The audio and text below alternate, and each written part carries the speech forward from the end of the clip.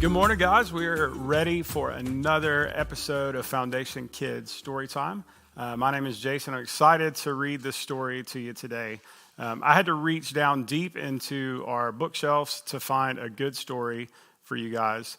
This story is out of a series of books that was turned into a TV show that my boys absolutely loved when they were younger. The name of this book is Clifford the Firehouse Dog. Any of you ever heard of Clifford? Man, I love these books. We're going to read this one, and I have a really cool challenge for you at the end. Clifford the Firehouse Dog. My name is Emily Elizabeth, and this is my dog, Clifford. Clifford is not the oldest in his family, but he's definitely the biggest.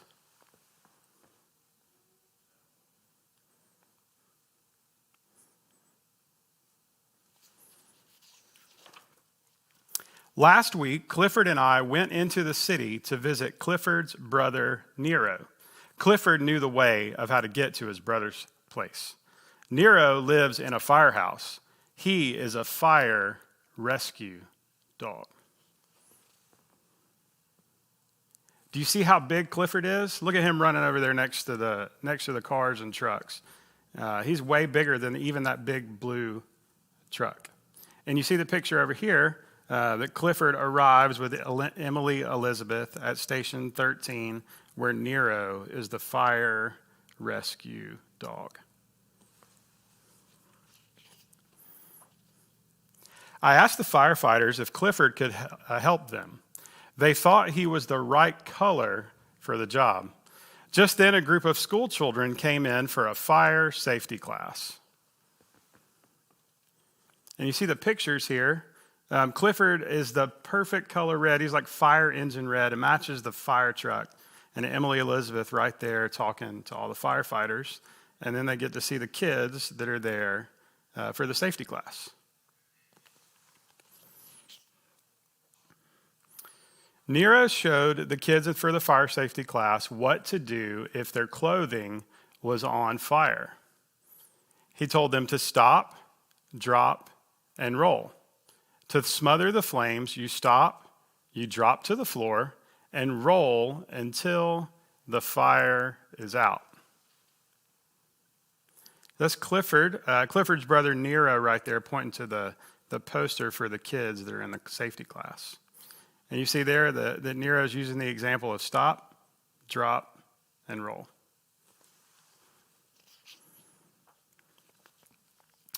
Clifford thought he could do that. He repeated the lesson for the class. He stopped. It's a picture of Clifford walking next to the fire station, and he puts on the brakes immediately and stops, and all the kids there are almost falling over because Clifford is so big. And then he dropped. Clifford fell to the ground, and then he rolled.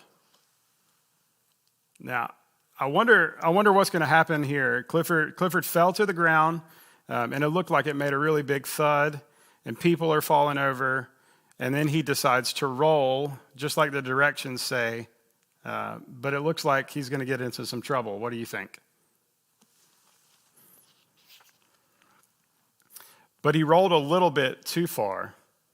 Just then, we heard the siren. There was a fire. You see there, that first page, Clifford rolled right through that produce stand, and the owner of the produce stand looks pretty upset because all of the vegetables are on Clifford's back, smushed to the point where he can't sell them. But then the siren goes off, and the fire trucks start to leave the firehouse. Nero stayed to guard the children. Clifford and I ran ahead. He cleared the streets for the fire trucks. See there, Clifford is running in front of the fire trucks. And he's really, really big if he's that much bigger than the fire trucks. He's almost as tall as those buildings. I think that might come in handy for the fire that they're gonna help with. Smoke was pouring from the top floor of a tall building. Clifford pushed the crowd back to a safe place. He saw some people in trouble. You see the cloud of smoke right there coming from the top floor of the building. And Clifford was doing a lot there to help those people, to keep them going away, staying away from the fire.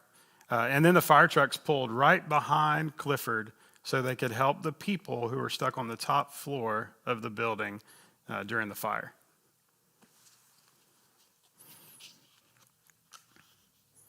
Clifford to the rescue.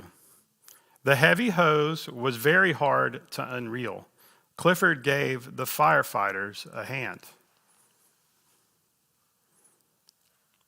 See on the first page there, Clifford's like taking people directly out of the windows and placing them on the ground where the firefighters are there to catch them. And then on the next page, you see Clifford there rolling the hose out with his mouth to help the firefighters get ready to put out the fire. But then he saw that the fire hydrant that they were working with was stuck shut.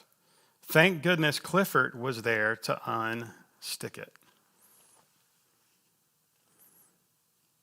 You see there on the first page how the firefighters are trying really, really hard to get the fire hydrant unstuck so that they could attach the water hose to it to stop the fire. But thank goodness Clifford was right there to unstick it.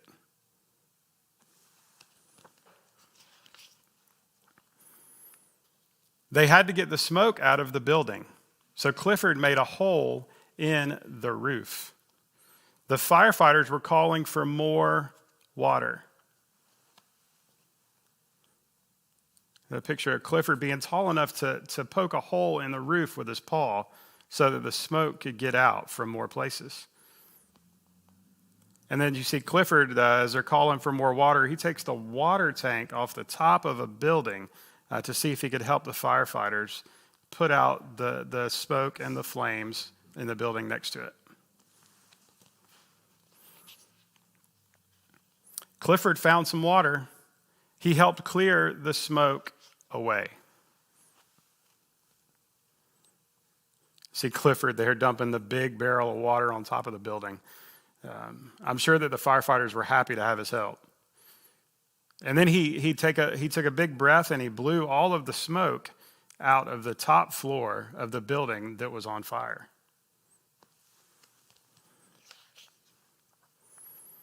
When the fire was out, Clifford made sure that the firefighters got out of the building safely. They were grateful for everything that Clifford had done to help.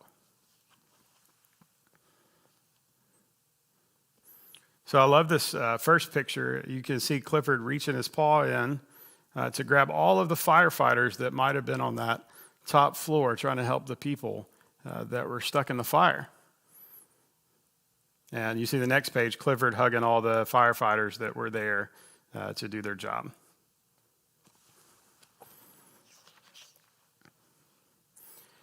We gave some firefighters a ride back to the firehouse. Clifford was a hero. The fire chief made him an honorary fire rescue dog, just like his brother Nero.